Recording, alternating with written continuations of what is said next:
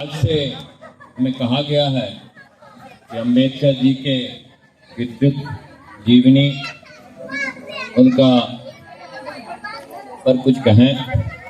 आज से 143 वर्ष पहले इस महामानव का जन्म आज के मध्य प्रदेश, अब उसका नाम बदलकर अम्बेडकर कर दिया गया है, 1891 ईस्वी 14 अप्रैल को हुआ था। इनके पिता सूबेदार थे, ब्रिटिश कंपनी में सेना में थे और वहीं इनका जन्म हुआ था। अपने माता पिता के सबसे छोटे और 14वीं संतान थे।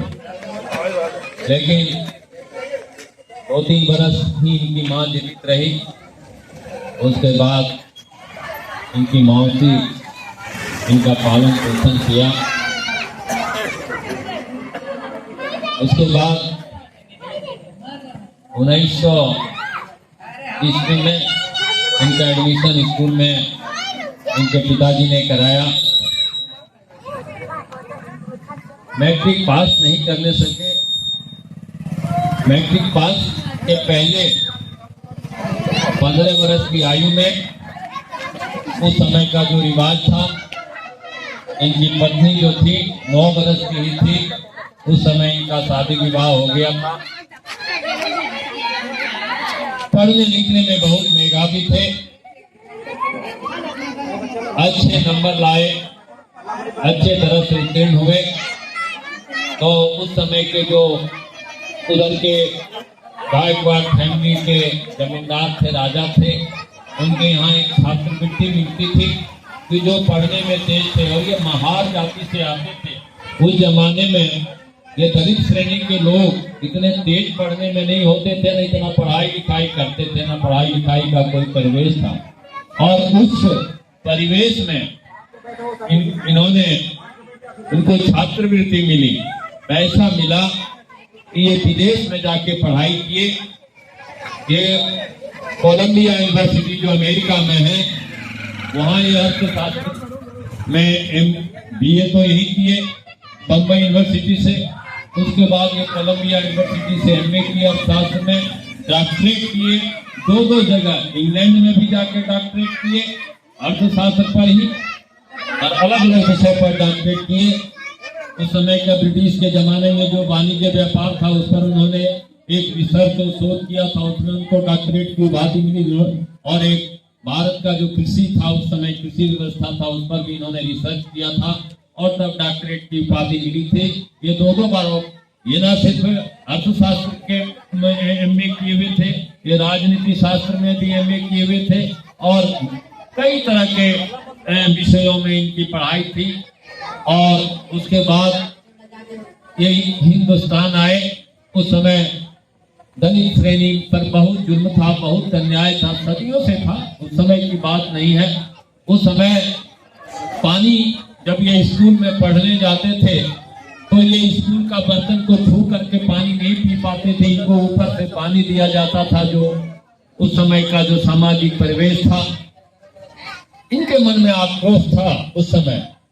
ये बड़े विद्वान हुए। उसके बाद ये इंग्लैंड जब गए तो वहां से LLB किए, वकालत की पढ़ाई किए और बड़े वकील बने। इंग्लैंड में वकालत किए, यहाँ भी आकर के बम्बई में वकालत किए। अर्थशास्त्र के एक कॉलेज में ये प्रिंसिपल भी हुए, प्रोफेसर भी रहे।